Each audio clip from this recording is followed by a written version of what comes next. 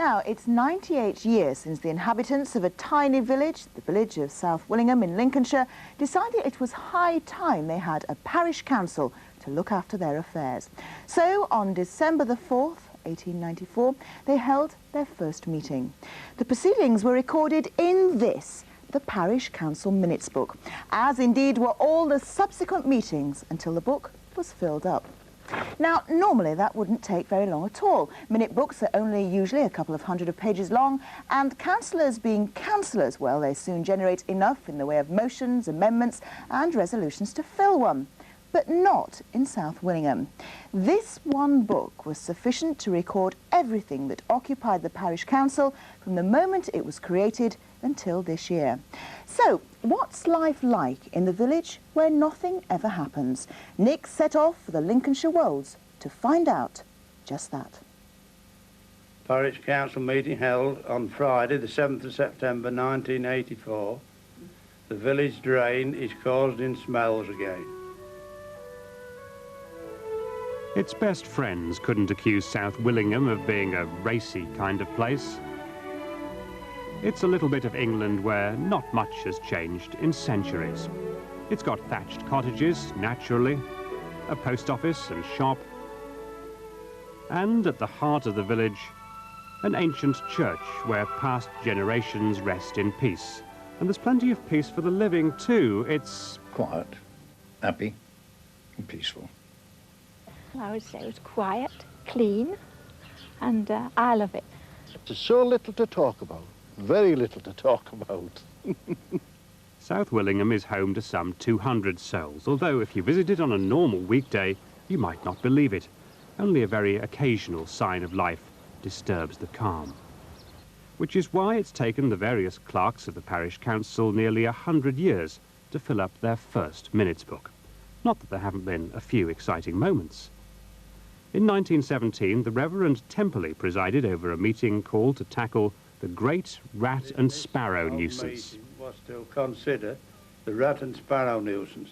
The following resolutions was passed.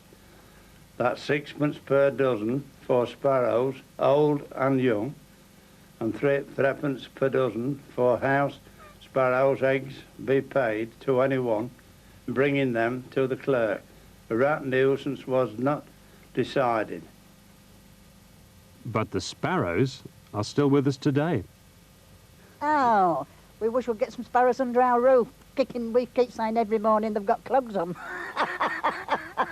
About 6 o'clock in the morning. What was the village like? What was it like when you first remember? When I first came, no electricity, no water.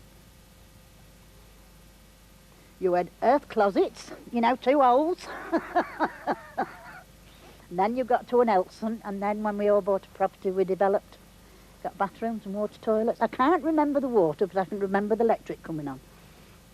1950. And did more happen in the village in those days?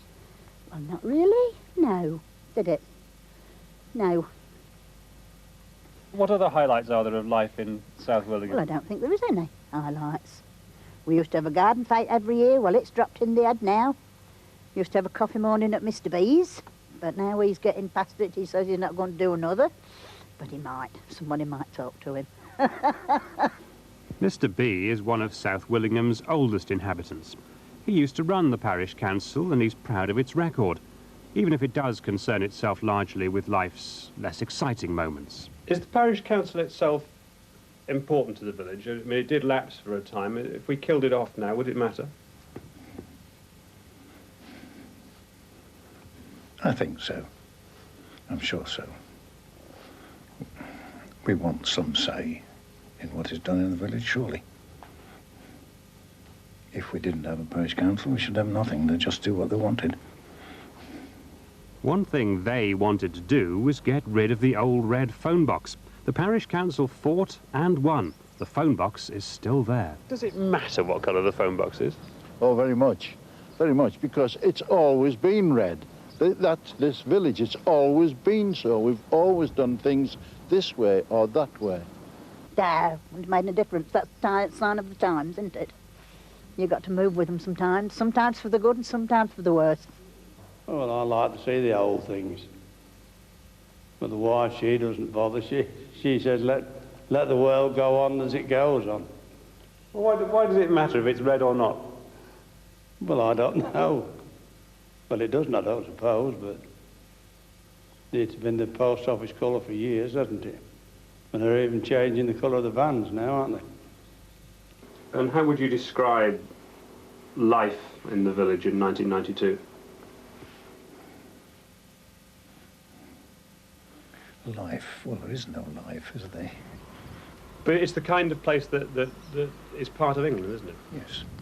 It'll always be part of England. Quiet and happy. 9th of April, a letter received from the church committee requesting financial help for the churchyard mower repairs. It was agreed that a donation of £25 be given. 30th of July 1985, concern was expressed about the overhanging hedge on Mr Mumford's property on Donington Road.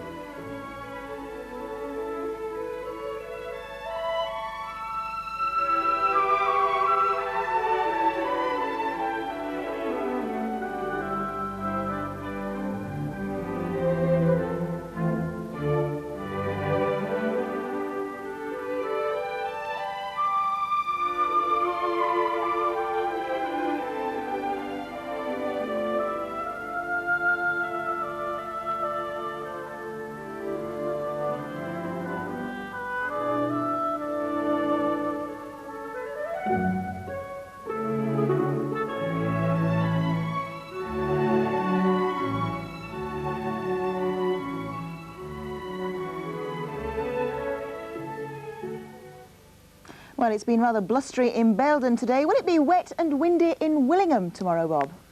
It will indeed, in fact, right across the region, and we'll